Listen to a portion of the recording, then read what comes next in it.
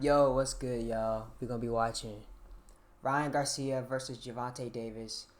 Would not be close. This video is also pretty old, I think, too. This made 9 months ago, so this man basically predicted the fight. Let's get right into it, though. I think there's a really big difference between Ryan Garcia and Gervonta Davis. At the time of this recording, July 17th, 2022, Ryan Garcia just pulled off his 19th KO and 23rd win overall. He did this in the 6th round against Javier Fortuna when he knocked him out with his signature left hook. And what seems like tradition at this point, Ryan Garcia would call out Gervonta Davis in the post-fight interview. But I will fight Tank next. If Tank wants that at 140, hey, I'm gonna record all the negotiations so you guys don't make no headlines saying I'm ducking. If he want it, let's get it. It feels like it's been years that this fight has been hyped but never been close to fruition. Over a year and a half ago, Ryan Garcia went on to the Mike Tyson podcast, called out Gervonta Davis, and even FaceTimed Gervonta Davis, but literally nothing came out of this. I love you. This nigga talking mad shit over here, Tank. Look at this nigga, Tank. 2 rounds, baby, 2 rounds. 2 rounds You can is find insane. several YouTube videos by very popular boxing channels discussing a potential super fight between the two. It would be an understatement to say that this fight hasn't been heavily anticipated by many fans alike. But unlike most anticipated super fights, would this fight even be competitive? Would this fight even be close? What I'm trying to say is that there is a big difference between Ryan Garcia and Gervonta Davis, and I think the difference is so big that this fight would not even be close. This is why Gervonta Davis is levels above Ryan Garcia. So first, let's go over some basic stats. Ryan Garcia stands at 5'10" with a You know, I was surprised, though, that the fight was actually, like, super good. Now I think about it, like, they had some pretty close, like, they were basically going, like, hammer for hammer. But I already knew Gervonta Davis was going to win. He's just been doing this for longer. 70-inch reach and has a record of 23-0 with 19 KOs, making that around an 83% knockout rate. Gervonta Davis, on the other hand, stands at 5'5" with a 67.5-inch reach, with a record of 27-0 with 25 this KOs, for way longer. making that at around 92.5%. He got basically double his record and double, like, not double his knockouts, but he got double his record almost. And a 92% knockout rate. That is crazy. That means that man, you pull up. I mean, I wouldn't advise against fighting a boxer, but that man mad at you, anyone to box you, you're done. You're done. It's wraps. Knockout rate. So at first glance, both fighters are undefeated, and they Same have weight a class. very high knockout percentage. But Ryan Garcia seems to have the natural advantage at a taller frame and a much longer reach. But as you may know, in boxing and fighting in general, the person with the taller frame or the longer reach doesn't necessarily make them the better fighter. So let's go over their resume. Like I said, they're both undefeated fighters, but the level of competition is vastly different between the two. Ryan Garcia has fought in one weight class, lightweight at 135 pounds, and has won one interim belt, the WBC interim lightweight title. On the other hand, Gervonta Davis has fought in 3 weight classes: super featherweight, which is at 130 pounds, lightweight, which is 135 pounds, and super lightweight, which is at 140 pounds. He has won 4 belts across these 3 weight divisions.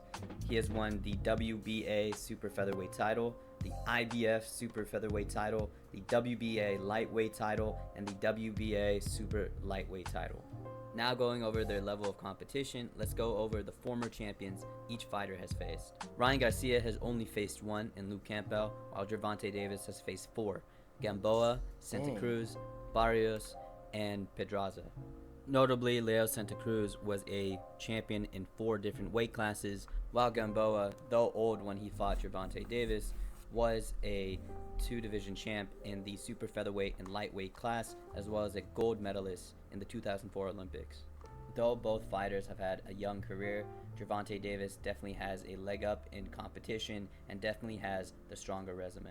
But resumes are one thing. Which fighter has the better style for the other, and which fighter has a better skill set to deal with the other?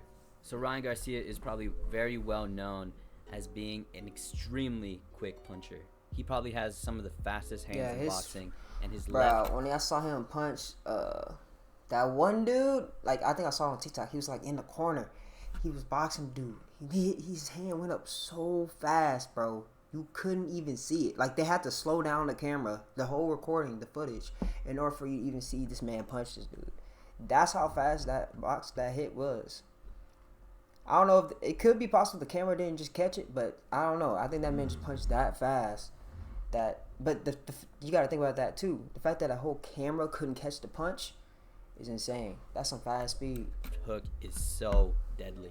Not only is speed. it an extremely quick punch, but it's also extremely precise. As you saw this Saturday against Javier Fortuna, he was able to place his left hook right on the temple, and he's routinely placed it on the temple or the liver of many of his opponents. But besides his lightning quick hands... Oh, and that's crazy. That's crazy. The fact that he lost to a shot on the liver is crazy. That's insane. His extremely deadly and precise left hook, he really has nothing else elite in his skill set. He's been criticized for having a lack of head movement, footwork, and offensive variety like a right hand, an uppercut, or a jab. And to emphasize lack of head movement, Luke Campbell, who was the first real high-level fighter that Ryan has faced, was able to take advantage of this and drop Ryan in the second round. And on the other side of this, you might be thinking Gervonta Davis is just a power puncher, so this fight is simply just elite speed versus elite power. But if you were able to watch Gervonta Davis at a high level, he is extremely diversified. Most recently, he was able to show us his patience and high ring IQ when he perfectly timed Rolly with a counter in the 6th round. He showed this same level of patience, but instead in a more hunting and stalking approach when facing Mario Barrios. He eventually found a good opening in the 8th round when he dropped Mario Barrios once to the head and once to the body. He eventually wore down Mario Barrios, and by the 11th round was able to TKO him. And with the Leo Santa Cruz fight, he showed us that he was able to trade with a very high level fighter, and eventually showed us his devastating power when he delivered one of the most deadly uppercuts that I ever seen live. And even though he didn't finish Isaac Cruz, he displayed a really good ring IQ and defensive skill, and mostly fought this fight on the back foot and eventually won this via points.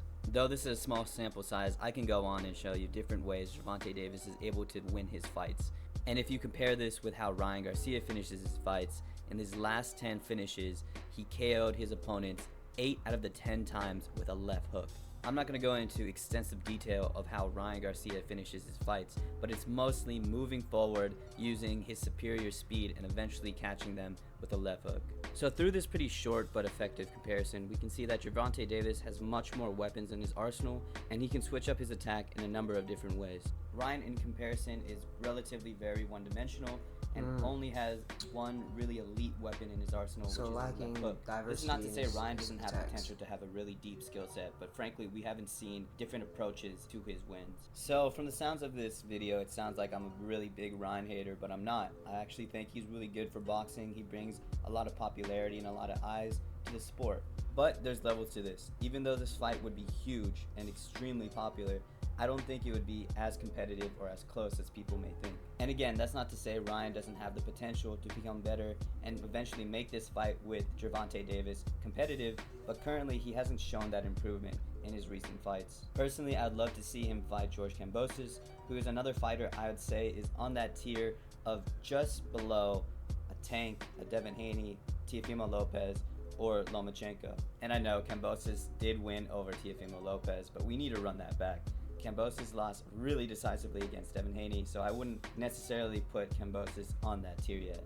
As for Gervonta Davis, I'd love to see him fight Devin Haney. I think that would be a really good fight against two undefeated, really young guys that have shown that they can be champions. What do you guys think? If a Ryan Garcia and Gervonta Davis fight would happen right now, do you think this fight would be close? Again, personally, I don't think it would be close. I do think these two fighters are on completely different levels. Alright, y'all. That was the end of the video.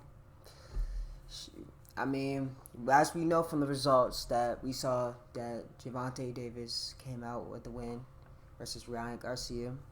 And I think this video was pretty good, very informative on what these two fighters have and what these two fighters don't have. So, yeah, that's going to be the end of the video. I hope y'all having a good day, and peace. I do what I want, and I know shit ain't free. New start wake me up, sure I play for keeps. One look like another, I wanna watch me bleed.